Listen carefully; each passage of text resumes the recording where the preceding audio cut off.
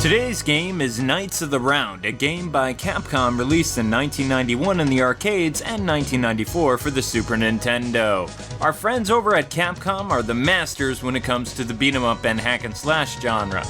Don't get me wrong, Final Fight, awesome, but add knights, blocking bad guys' attacks, radical super moves, the ability to level up your character, ride a freaking horse, and co-op gameplay? You've got yourself one amazingly epic adventure worthy of the name King Arthur. The game opens with Merlin asking the brave warriors to save Camelot and unite England.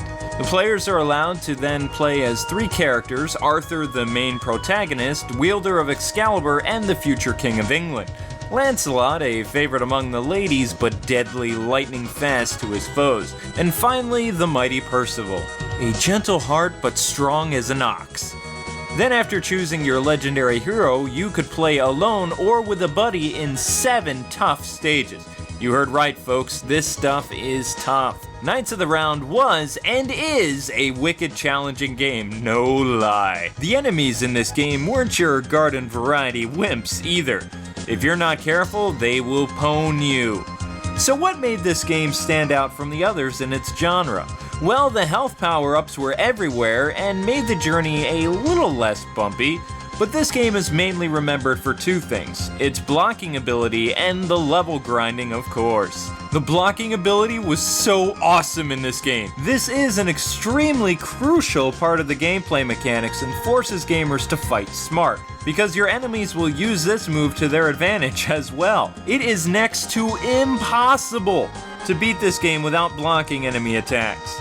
The last thing that made this game appeal to gamers was the level up system, which offered the game a variety of ways to level up, like killing enemies, grabbing treasure, and getting 3 to 4 kills in a row, which isn't an easy task, I assure you.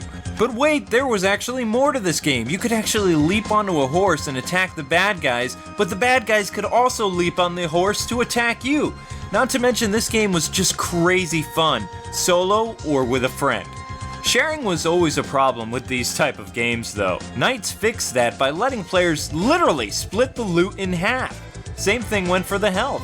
Visuals look great for this game, and I felt that the scenery, the sprites, and the atmosphere of the entire game fit perfectly with the theme.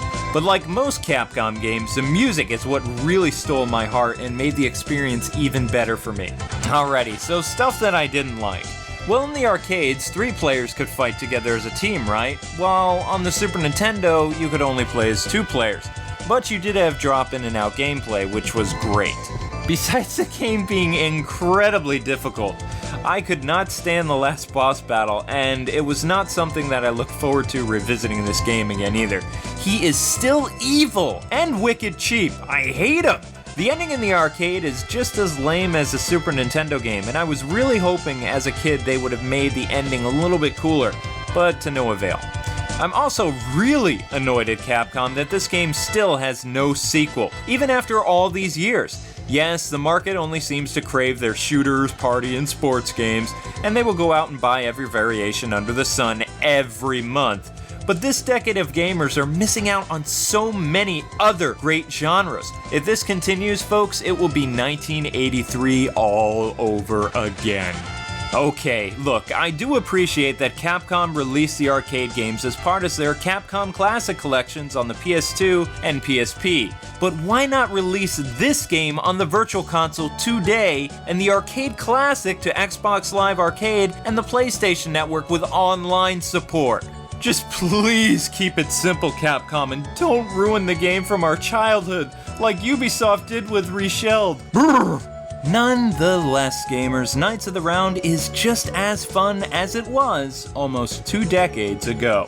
So, fellow game knights, I ask thee to raise your swords to the sky and proclaim with a mighty voice, "This game still pounds! Huzzah! Huzzah!" Alrighty, ladies and gentlemen, boys and girls, that's going to conclude Retro Mondays, and hopefully we turned your Monday into a fun day, because Mondays, they don't really make people smile, because they're Mondays.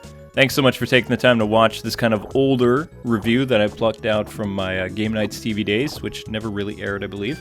And we'll be back on the bi-monthly Retro Mondays train very soon. Thanks so much for taking the time to watch. Don't forget to like, comment, and subscribe. If you enjoyed this, check out some of the other videos in the link below. Until next time, God bless and happy gaming.